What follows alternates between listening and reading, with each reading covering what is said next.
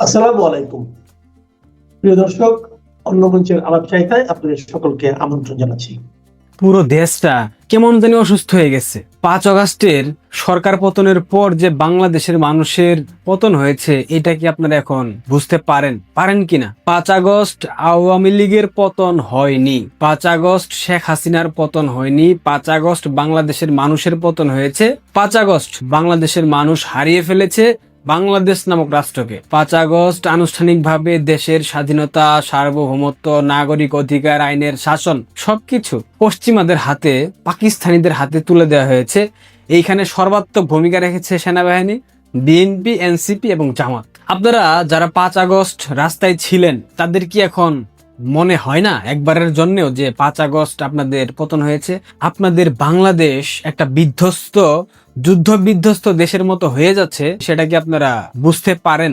আমি জানি না পারেন কি পারেন না, তবে বাংলাদেশের শেষ হয়ে গেছে, আমার সোনার বাংলা শেষ। গতকাল সারা রাত চট্টগ্রামে ধর্ষণ ইস্যুকে কেন্দ্র করে ব্যাপক সংঘর্ষ হয়েছে, প্রায় 50 জনের মতো গুলিবিদ্ধ হয়েছে চট্টগ্রামে। ইস্যুটা ছিল একজন চট্টগ্রামের সে এলাকার পুলিশ, বিএনপি পন্থী সেই পুলিশরা ধর্ষককে বাঁচানোর চেষ্টা করেছিল, পুলিশের পোশাক পরিয়ে তাকে সেখান থেকে সেভ করার চেষ্টা করেছিল, কিন্তু এলাকাবাসী তাতে বাধা দেয়। এরপর একাধারে সেনাবাহিনী, পুলিশ, আনসার, বিজিবি হামলা চালায়, গুলিবর্ষণ করে, কিন্তু মিডিয়া কথা বলে না। ঠিক সেই সময় চট্টগ্রামের সাধারণ মানুষের উপর হামলা চালাচ্ছিল বর্তমান সরকারের বাহিনী, পেটোয়া বাহিনী। যে সময় রামিসা যে হত্যাকাণ্ডের শিকার হলো, রামিসার বাসায় জনাব তারেক রহমান অবস্থান করছিল। রামিসার বড় বোনের দায়িত্ব নিয়েছে তারেক রহমান। তার মানে যেই সব শিশুরা মিডিয়াতে ভাইরাল হবে, যাদের হত্যাকাণ্ডের ইস্যু, তাদের দায়িত্ব নেবে জনাব তারেক রহমান, আর যাদের ব্যাপারগুলো মিডিয়াতে আসবে না, তাদের দায়িত্ব নেবে না। এটাই কি ইনসাফ? ইনসাফের বাংলাদেশ? চট্টগ্রামে কয়েকদিনের ব্যবধানে চারজন শিশু ধর্ষণ হয়েছে, এরপর তাদেরকে হত্যা করা হয়েছে। সেই ইস্যু নিয়ে চট্টগ্রামে গত রাতে রাতভর সংঘর্ষ হয়েছে, সাধারণ মানুষকে পুলিশ নির্বিচারে গুলি চালিয়েছে। কেন ভাই? সাধারণ মানুষ ধর্ষকের শাস্তি চাইতেই পারে, বিচার চাইতেই পারে, সেখানে গুলি কেন চালাতে হবে? শেখ হাসিনার পুলিশ গুলি চালাইলে তারা হয় ফ্যাসিস্টের দোসর, বিএনপির পুলিশ গুলি চালাইলে সেটা কোনো কিছু হয় না? সুশীল বুদ্ধিজীবী বামেরা এখন নীরব। গত 3.5 মাসে বিএনপি সারা দেশব্যাপী যে চিত্র প্রদর্শন করেছে, তাতে করে বাংলাদেশের মানুষ কিন্তু বুঝে গেছে তারেক রহমান একটা বাটপার। তারেক রহমান ব্রিটিশ বাটপার, মানে ব্রিটেন থেকে বাটপারির উপর কোর্স করে বাংলাদেশে এসে বাংলাদেশ থেকে বাটপারির একটা ক্ষেত্র বানিয়ে ফেলেছে। গতকাল রামিসার পরিবারের সাথে সাক্ষাতের পর জনাব তারেক রহমান যখন সেখান থেকে বের হয়, রাস্তায় জনাব তারেক রহমান এবং স্বরাষ্ট্রমন্ত্রী সালাউদ্দিনকে বাংলাদেশের সাধারণ মানুষ, সাধারণ জনতা ভুয়া ভুয়া স্লোগান দিয়েছে।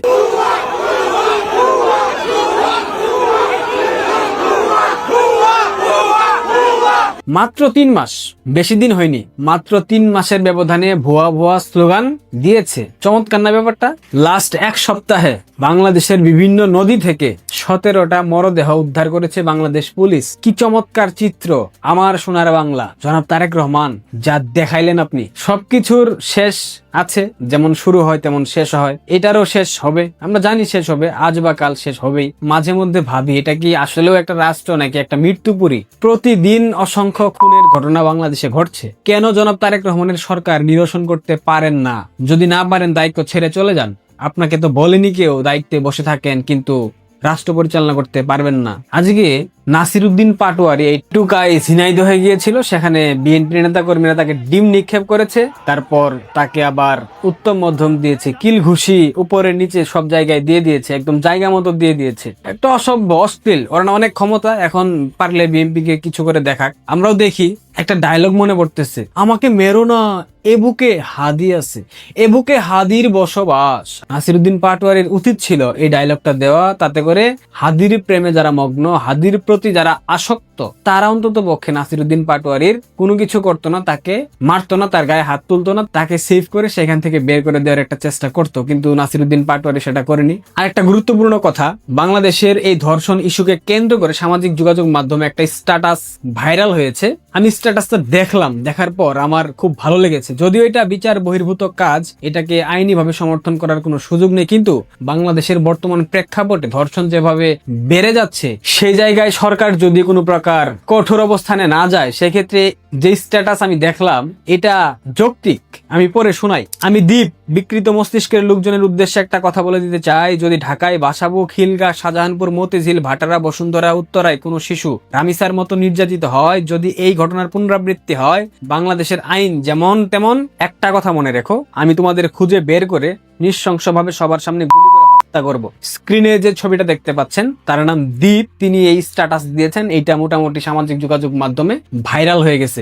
এখন যদি কোনো শিশুর পিতা বলে আমি ধর্ষণের জন্য কার কাছে বিচার চাইবো, বিচার তো আমি পাবো না, এর থেকে বড় অসহায়ত্ব আর কোনো কিছু হতে পারে না। রামিসার বাবা গতকাল সেটাই বলেছে, আমি বিচার পাবো না, ধর্ষকের জন্য সর্বোচ্চ শাস্তির বিধান নিশ্চিত করা হোক। আর যদি না হয় তবে এই সম্মানিত ব্যক্তি দীপ, উনার মতো আরো অসংখ্য পিতা, উনি ভুক্তভোগী না কিন্তু ভুক্তভোগী পিতাদের পাশে উনি দাঁড়িয়েছেন। এরকম অসংখ্য দ্বীপ সারা বাংলাদেশে জেগে উঠবে। তখন জনাব তারেক রহমান সামাল দিতে পারবেন? উনি যে কথা বলেছে, উনি শাস্তি নিশ্চিত করবেন। আপনি বুঝতে পারছেন ব্যাপারটা কিন্তু এত হালকা ভাবে নেবার কিছু নাই। সুতরাং যা করার জলদি করেন। এখানে কোনো হুমকি ধামকির ব্যাপার আমি দেখছি না বা আমি দিচ্ছি না। শুধুমাত্র এটাই চাওয়ার থাকবে, বলার থাকবে, আপনারা ধর্ষকদের সর্বোচ্চ শাস্তি নিশ্চিত করেন। এর বাইরে আমাদের কোনো কিছু বলার নাই। ভালো থাকবেন।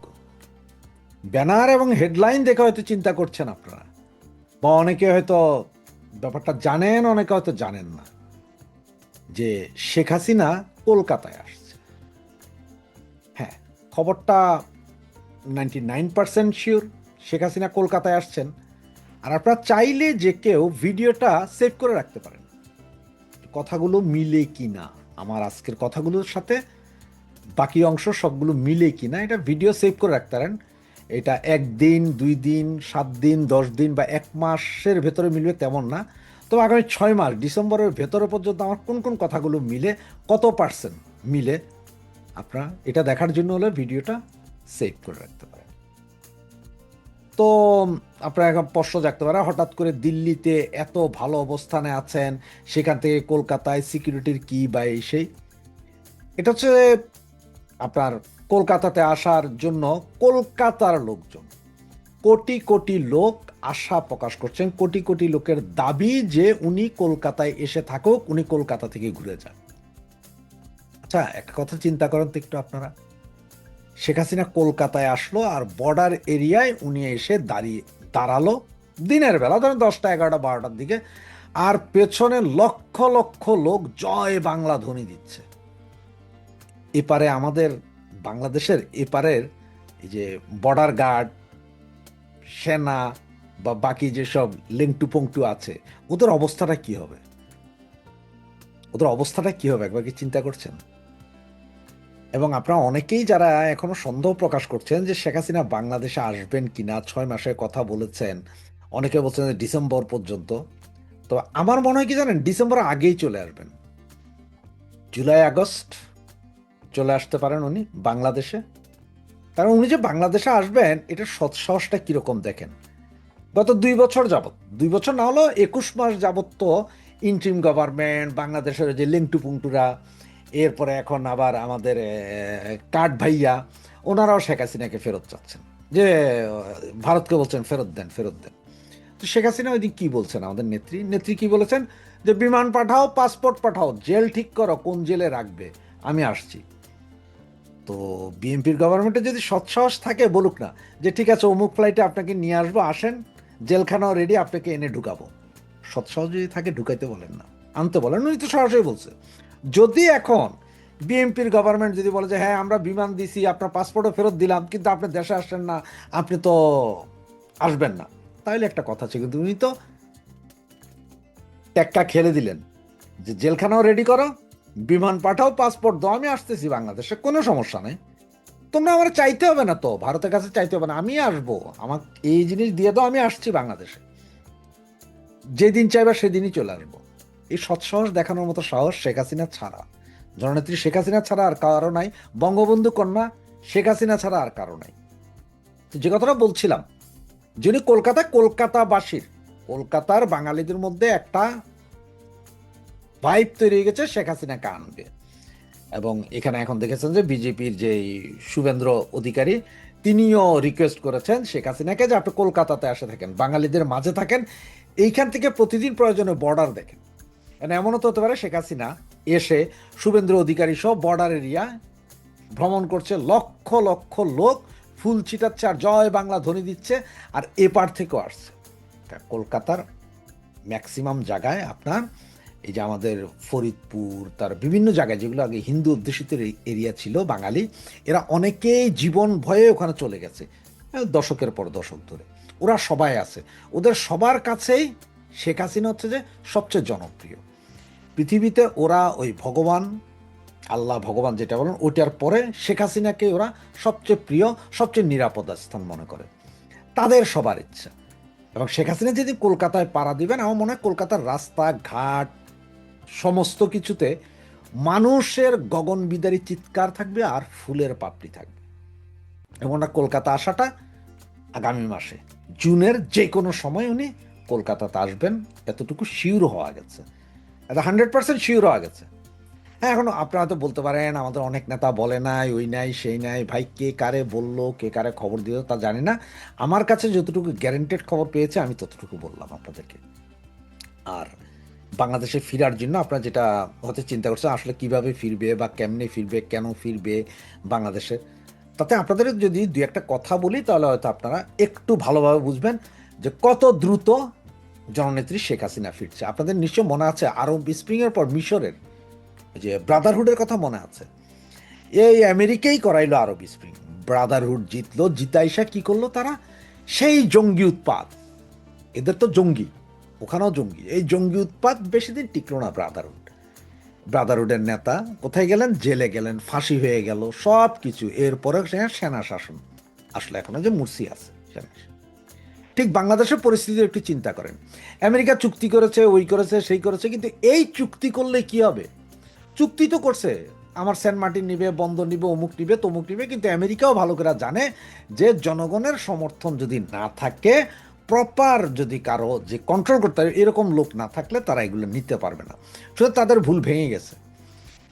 এখন ক্ষমতায় তারেক জিয়ারা বসাইছে, কারণ 5ই আগস্টের পরে যেভাবে আপনার মৌলবাদীদের উত্থান, আমেরিকা জানতো, এদের কাছে ছিল যে মৌলবাদী আছে, কিন্তু মৌলবাদীও ধরার জন্য তো একটা সিস্টেম লাগে, কোনো ইয়েতে লাগে। সুতরাং মৌলবাদীদের উত্থান দেখলো সব, এখন তারেক জিয়াকে বসাইলো। এখন যেটা তারা প্ল্যানিংয়ে করবে সেটা হচ্ছে এই যে মৌলবাদীর উত্থান, এইটারে কিন্তু সালাদ কাটা করবে। আপনার কচু কাটা বললে তো সবাই কচু কাটা বলে, আমি বললাম যে সালাদ কাটা, মানে সালাদ যেভাবে কাটা নেয় মৌলবাদী এগুলো সবগুলোরা কাটবে, দেখবেন লেখা রাখেন এটা, ওই যে বললাম ভিডিওটা ডাউনলোড করে রাখেন, সেটাই রাখেন। সালাদ কাটা করবে এই মৌলবাদী গোষ্ঠীটাকে, এবং এমন কাটা করবে যেটা কল্পনা করতে পারবেন, ঠিক ওই যে মিশরের সেই ব্রাদারহুডের মতো কচু কাটা করবে। তার কারণ কি জানেন?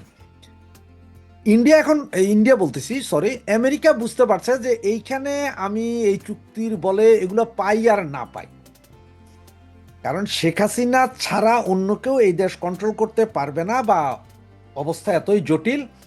আর যদি তাকে পাইতে হয় তাহলে হয় শেখ হাসিনার সমর্থন লাগবে, নাই শেখ হাসিনার সমর্থিত কোনো সেনা বাহিনী লাগবে, মানে যাদের পেছনে মিনিমাম 50% লোক ভরসা করে। বাংলাদেশের জনগণ কিছু হোক আর না, 50% লোক আওয়ামী লীগের উপরে ভরসা করে, আওয়ামী লীগও চুপচাপ।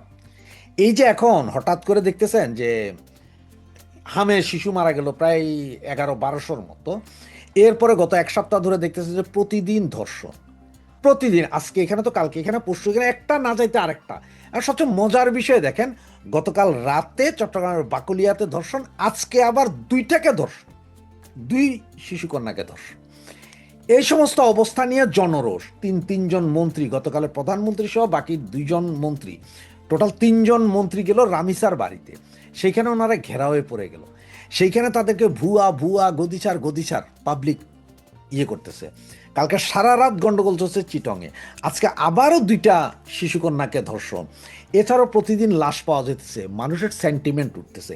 একদম সেম এই ঘটনাগুলো কিন্তু যদি একটু গুগল করেন দেখবেন যে মিশরেও ঘটেছিল। তালেবানি শাসন চাই, ব্রাদারহুড, ওই অমুক সনদের অধীনে আমরা দেশ দখল করতে চাই, অমুক সদনের অধীনে দেশ চলবে, এগুলা কিন্তু আমেরিকা কিন্তু সব ভালো পায়, মাগার এই মৌলবাদ শক্তিরে ভালো পায় না। এদের কথা হচ্ছে যে কাটো কচুর মতো, ঠিক এই কচুর মতো না, এবার সালাদের মতন কাটবে বাংলাদেশের এই মৌলবাদী যেগুলো লাফাইতেছে। এবং আজকে যে ডারবি নাসিরকে ধরেন আটকায়া ফেলানো, থানার ভিতরে নাকি ওরা গেট ভাঙা, এগুলো সব করতেছে কিন্তু ডিপ স্টেট। কারণ ডিপ স্টেট বসাইছে তারাই মাইরা ধরে এটারে নামাবে, নামানোর পরে নিজের স্বার্থে চুক্তি মুক্তি ভুলা যান, সেন্ট মার্টিন নিবে না, এটা নিজের স্বার্থে হইলেও শেখ হাসিনাকে তারা আনাইতে হবে। তার কারণ হচ্ছে যে ওনারাও ভালো করে বুঝে গেছে যে চায়না, ইন্ডিয়া, রাশিয়া তিনটা এক জায়গায় চলে আসছে।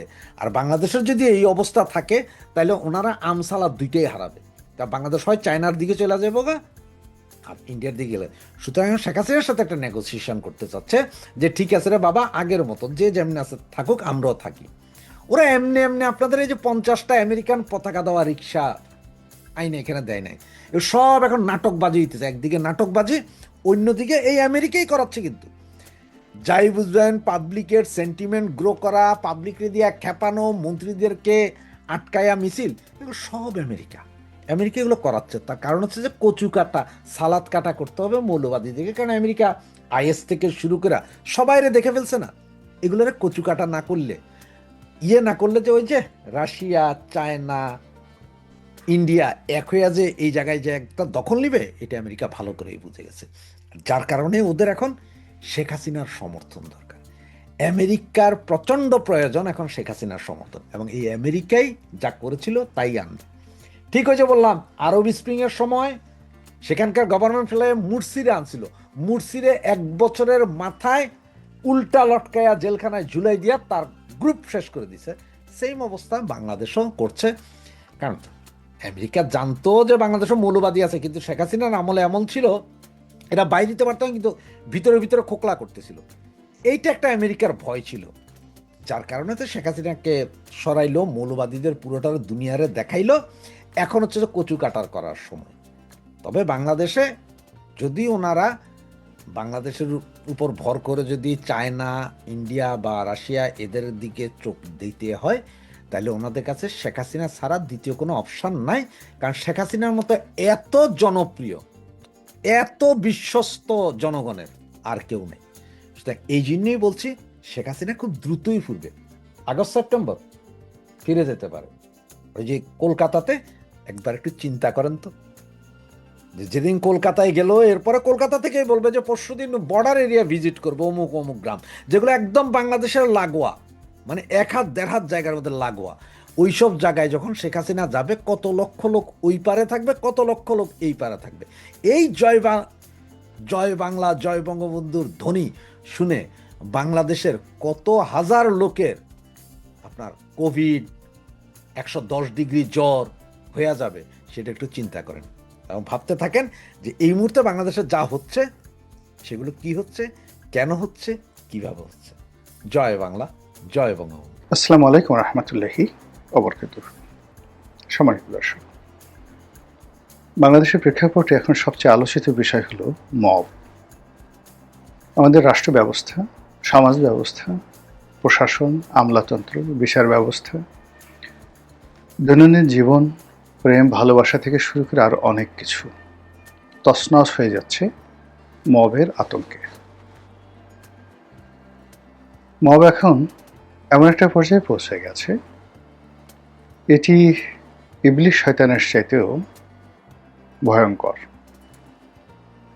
এটি রাক্ষস, এটি খোক্ষস, কিংবা ধরুন লাঠি, বোমা, বন্দুক অথবা পরমাণু যে অস্ত্র, কিংবা ধরুন স্নাইপার রাইফেল, এগুলোর চাইতেও এখন আমাদের এই সমাজে মব ভয়ঙ্কর হয়ে পড়েছে।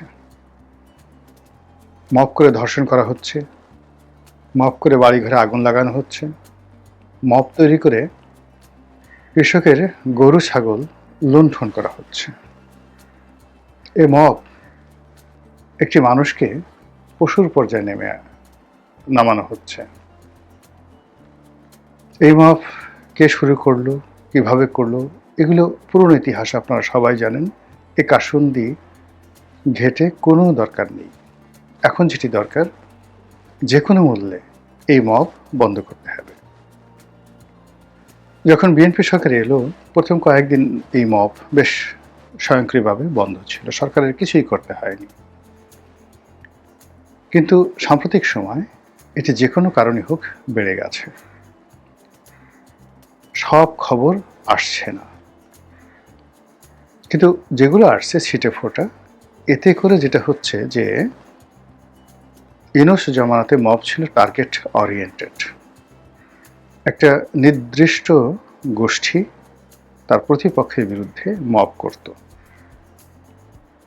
এবং সেগুলো প্রায় সবকিছুই প্রকাশ্যে হতো, যার জন্য আমরা জানতে পারতাম। আর এখন এই বিষয়গুলো একেবারে সর্বব্যাপী, সার্বজনীন, পথে প্রান্তরে, মাঠে ঘাটে, ফুটপাতে, সর্বত্র মব ছড়িয়ে পড়েছে। অর্থনৈতিক মব, রাজনৈতিক মব, প্রশাসনিক মব, এবং প্রশাসনের কেন্দ্রে এমন কিছু ঘটনা ঘটছে যেগুলো আপনি রাষ্ট্রীয় মব বলতে পারেন।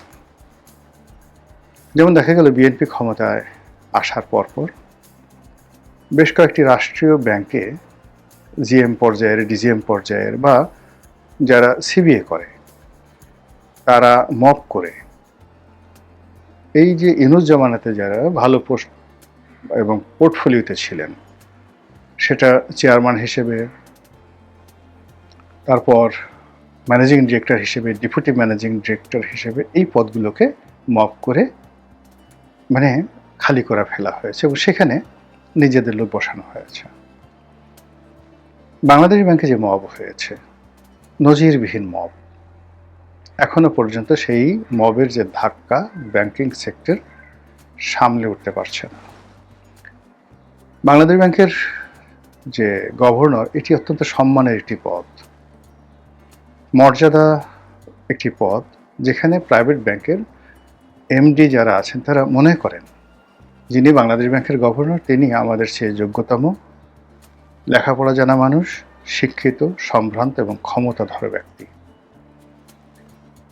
কিন্তু যে মানুষটিকে বাংলাদেশ ব্যাংকের গভর্নর করা হয়েছে তার সামাজিক অবস্থান আমাদের কমার্শিয়াল ব্যাংকগুলোতে যারা ব্যবস্থাপনা পরিচালক আছেন বা চেয়ারম্যান হিসেবে যে সকল ব্যবসায়ী রয়েছেন তাদের সমপর্যায়ের নয়, অনেকটা লেস। ফলে কখনো মানে আপনি বাংলাদেশ ব্যাংকের মতো একটা রেগুলেটরি বোর্ডকে নিয়ন্ত্রণ করা, যে যেখানে পার্সোনালিটি দরকার, সেটা এই ভদ্রলোকের হবে হয়তো আরও অনেক 10-12 বছর পরে। ফলে ব্যাংকিং সেক্টরটা কিন্তু দাঁড়াচ্ছে না।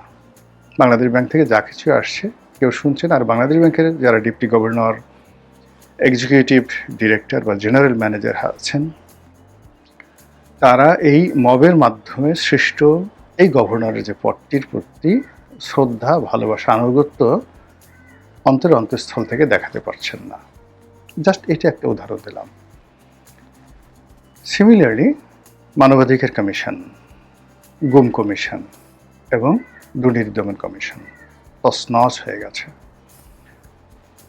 দুর্নীতি দমন কমিশনের যিনি চেয়ারম্যান ছিলেন তার ব্যক্তিগত সততা, কর্মদক্ষতা প্রশ্নাতীত, তার যোগ্যতা প্রশ্নাতীত। এই মানুষটি বিএনপি ক্ষমতা আসার সঙ্গে সঙ্গে মবের ভয়ে ছেড়ে দেওয়া কেঁদেবাছি তাড়াতাড়ি পদত্যাগ করে চলে গেছেন এবং এখনো পর্যন্ত দুর্নীতি দমন কমিশন গঠিত হয়নি। সেম ঘটনা ঘটেছে মানবাধিকার কমিশনে। এরপর প্রেস অ্যান্ড মিডিয়ার যেই অফিসগুলো ছিল বা আছে, যেমন বাসস, বাংলাদেশ সংবাদ সংস্থা, ঢাকা ন্যাশনাল প্রেস ক্লাব, জাতীয় প্রেস ক্লাব, ডিএফপি, পিআইডি, এরপর প্রেস কাউন্সিল, এই প্রতিষ্ঠানগুলো মোটামুটি এখানে যারা আসেন, যারা নেতৃত্ব দান করেন, মোটামুটি সবারই একটা স্বাভাবিক গ্রহণযোগ্যতা থাকে। অনেকে বিতর্কিত, কিন্তু তাদের দক্ষতা, অভিজ্ঞতা এবং যোগ্যতা নিয়ে প্রশ্ন করার মতো লোক থাকে না। যেমন ধরুন গিয়াস কামাল চৌধুরী, আতাউস সামাদ, এখন তারা যে দলই করুন, বা ইকবাল সোবহান চৌধুরী, নাইমুল ইসলাম খান, তাদের দক্ষতা, অভিজ্ঞতা, যোগ্যতা এবং ট্রেডে সংশ্লিষ্ট পেশায় তাদের যে প্রভাব, ইনফ্লুয়েন্স যেটিকে বলা হয়, এটি প্রশ্নাতীত। কিন্তু এখন কি হচ্ছে? এখন যারা এই সমস্ত জায়গাতে নেতৃত্ব দিচ্ছেন বা যারা এখানে আসার চেষ্টা করছেন, এটি পুরো দেশ জাতির জন্য হতাশা ব্যঞ্জক। এই জায়গাগুলো মূলত যে খালি হয়েছে সেটা মবের কারণে। বাংলাদেশ সুপ্রিম কোর্টে, মানে হাইকোর্ট এবং সুপ্রিম কোর্ট, মানে যেটা অ্যাপিলেট ডিভিশন এবং হাইকোর্ট ডিভিশন, এটাকে মিলে আমরা সাধারণত সর্বোচ্চ অ্যাপেক্স কোর্ট বলি সুপ্রিম কোর্ট। সেই সুপ্রিম কোর্টে যেভাবে মব হয়েছে, তারপর থেকে যে বিচারকদের মনোবল ভেঙে গেছে, এখন পর্যন্ত সেই মনোবল মানে ফিরে আসা তো দূরের কথা, দিন দিন অবদমিত হচ্ছে। প্রায় প্রতিটি বেঞ্চে মামলার জট। বিচারক মানে একেবারে যেগুলো সাধারণ, যেগুলো আগে একটা বেঞ্চে যদি 100, 150, 200 মামলা শুনানি হতো, এখন 10টা 12টা এরকম শুনানি হয়। প্রধান বিচারপতির দপ্তর থেকে যদি কোনো ফাইল আসে সেটা শুনানি হয়, আর বাকিগুলো সিরিয়াল পড়ে, ইচ্ছা হয় তিনি শোনেন, ইচ্ছা হয় তিনি শোনেন না। এইভাবে অনেক একেবারে সাধারণ মামলা গত 2 বছর ধরে একটা ডেট পড়বে হাইকোর্টে। অনেক বড় বড় প্রতিষ্ঠান, অনেক বড় বড় ব্যক্তি, তারা একটা মানে তারিখ ফেলাতে পারছেন না। বারবার মেনশন করা হচ্ছে, বিচারকের সঙ্গে গিয়ে উকিল দেখা করছেন, তিনি কথা বলছেন, মিষ্টি কথা বলছেন যে ঠিক আছে আমি কালকে শুনানি করে দেব, কিন্তু যখনই মেনশন করা হচ্ছে চোখ উল্টাই ফেলছেন। এইভাবে উচ্চতর আদালতে কোনো কাজ হচ্ছে না। এর মূল কারণ হলো ওই যে মবের ভয় এবং ট্যাগ দেওয়ার ভয়, যে যদি কেউ দুর্নীতিবাজ বলে, যদি কেউ আওয়ামী লীগের দোষর বলে, যদি কেউ বিএনপির দোষর বলে, মানে তারা পুরো হাত পা ছেড়ে দিয়েছে। এর সঙ্গে আবার এই যে সুপ্রিম কোর্টের যে আলাদা সচিবালয়, এটি যেভাবে রহিত করা হলো, এতে করে প্রধান বিচারপতির যদি ন্যূনতম মর্যাদাবোধ থাকে তাহলে তিনি চুপ হয়ে যাবেন, অথবা তিনি সুমোটো রুল দেবেন, অথবা তিনি সরকারকে কাঠগড়ায় দাঁড় করাবেন। হোয়াট এভার মেবি, যাই করুন না কেন বিচার বিভাগের এবং সরকারের ক্ষতি হবে। তো এই যে মব নিয়ে যা কিছু হচ্ছে, সেই মবের মধ্যে আবার আওয়ামী লীগের ফিরে আসার আতঙ্ক শুরু হয়েছে। এবং যেহেতু যে মব কালচার গত 2 বছর যাবৎ চলছে এবং এটা ক্রমবর্ধমানভাবে বেড়ে যাচ্ছে, কাজে আওয়ামী লীগ যদি ফিরে আসে, কোনো সুযোগ পায়, এটা যদি 1%-এরও সম্ভাবনা থাকে, তাহলে 5 কোটি আওয়ামী লীগের লোক যদি মব করে, এবং তারা মব করবেই, এতে কোনো সন্দেহ নেই। যে আওয়ামী লীগ লগি বৈঠার ইতিহাস তৈরি করেছে, সেই লগি বৈঠার আওয়ামী লীগ যদি ক্ষমতা ফিরে পায়, বাংলাদেশে এসে সে কখনোই জামাতের আমিরের মতো কাউকে জড়িয়ে ধরে চুম্বন করবেন না, হ্যান্ডশেক করবেন না, তারা মব করবে। এবং শুধু লগি বৈঠা দিয়ে মব করবে না, আরও অনেক কিছু দিয়ে মব করবে। এটা বাংলাদেশের একটা তেলাপোকা, একটা টিকটিকি, তারাও ভালো করে বোঝে। এ কারণে কি হলো যে চলমান মব, তার সঙ্গে আবার আগামী দিনের যে রাজনৈতিক অনিশ্চয়তা, সেই অনিশ্চয়তার মধ্যে আওয়ামী লীগের ফিরে আসার যে অশনি সংকেত, এটার ভয়ে যারা জুলাই যোদ্ধা আছেন, এবং বিশেষ করে প্রথমত জুলাই যোদ্ধা, দ্বিতীয়ত ডক্টর মোহাম্মদ ইউনূস সরকারের উপদেষ্টা মণ্ডলী, আর তৃতীয়ত বর্তমান বিএনপির যারা মন্ত্রী রয়েছেন, এমপি রয়েছেন, তাদের সকলের মধ্যে এই মবের আতঙ্ক প্রবল আকার ধারণ করেছে। আর এরই মধ্যে যখন শেখ হাসিনা হুট করে বলেন 6 মাসের মধ্যে চলে আসব, আনন্দবাজার পত্রিকা থেকে শুরু করে আবার এক একটা পত্রিকায়, মানে এই যে শেখ হাসিনা যখন বিভিন্ন গণমাধ্যমে সাক্ষাৎকার দেন, এই গত 2 বছরে আপনি দেখবেন যে কটি সাক্ষাৎকার তিনি যে কয়বার দিয়েছেন, প্রত্যেকটি সাক্ষাৎকারের পর বাংলাদেশের রাজনীতির কোর্স অফ অ্যাকশন পরিবর্তন হয়েছে। এই যে নির্বাচনের শিডিউল ঘোষণার আগে অনেকগুলো পত্রিকার সাথে তিনি সাক্ষাৎকার দিলেন, সেই সাক্ষাৎকারগুলো মূল্যায়ন করেন, এবং আপনি দেখেন যে জামাত এবং ডক্টর মোহাম্মদ ইউনূসের যে রাজনীতির ভবিষ্যৎ ছিল, মুহূর্তের মধ্যে সেটা রিভার্সে বিএনপির দিকে চলে গেল। আবার যে এখন তিনি একটার পর একটা সাক্ষাৎকার দিচ্ছেন এবং একটার পর একটা বক্তব্য দিয়ে যাচ্ছেন, এবং তার যারা লোকজন দেশে বিদেশে যে ভাষায় কথা বলছে, এবং তাদের মধ্যে যে জোশ কাজ করছে এবং তারা যেভাবে সংগঠিত হচ্ছে, মানুষ তো আঙ্গুল চুষে বড় হয় না। বিএনপিতে অনেক প্রাজ্ঞ লোক আছে, এনসিপিতেও গত 2 বছরে তারা বিভিন্ন উত্থান পতন এর মধ্যে তারা যে অভিজ্ঞতা সঞ্চয় করেছে। আর জামাত তো আরও পরিপক্ক, তারা বুঝতে পারছে যে ঈশান কোণে মেঘ জমেছে, তারা বুঝতে পেরেছে যে সামহাও কিছু একটা ঘটতে যাচ্ছে অথবা কিছু একটা ঘটবে। তো সেই ক্ষেত্রে কি হবে? এরই মধ্যে এনসিপির বা অন্যান্য যারা রাজনীতিতে এবি পার্টি যারা যারা আছেন তাদের কিছু বক্তব্য লক্ষ্য করবেন। তারা সবাই মবের আতঙ্কে অনেকে আতঙ্কিত। মব নিয়ে তারা এখন খুব খোলামেলা কথা বলছেন, মবের বিরুদ্ধে তারা অবস্থান নিয়েছেন, যদিও তাদের উত্থান মবকে নিয়ে বা মবের মাধ্যমে। এবং সেই মব যদি এখন যে অবস্থা চলছে এতে করে সরকার বিরোধীরা যেভাবে ক্ষতিগ্রস্ত হবে, সরকারও ক্ষতিগ্রস্ত হবে। এবং এই মবটা যদি বিস্তার লাভ করে, আগামীতে যদি কোনো কারণে রাজনীতির পট পরিবর্তন হয়, তাহলে প্রতিপক্ষকে দমন করার জন্য 99.99% হাতিয়ার হবে মব, আর সামান্য কিছু মামলা মোকদ্দমা হবে। মানে উইদিন 24 ঘন্টার মধ্যেই তারা তাদের কেল্লা ফতে করে ফেলবে। তাহলে বোঝার চেষ্টা করুন যে আমরা কি একটা ভয়ঙ্কর এবং ভয়াবহ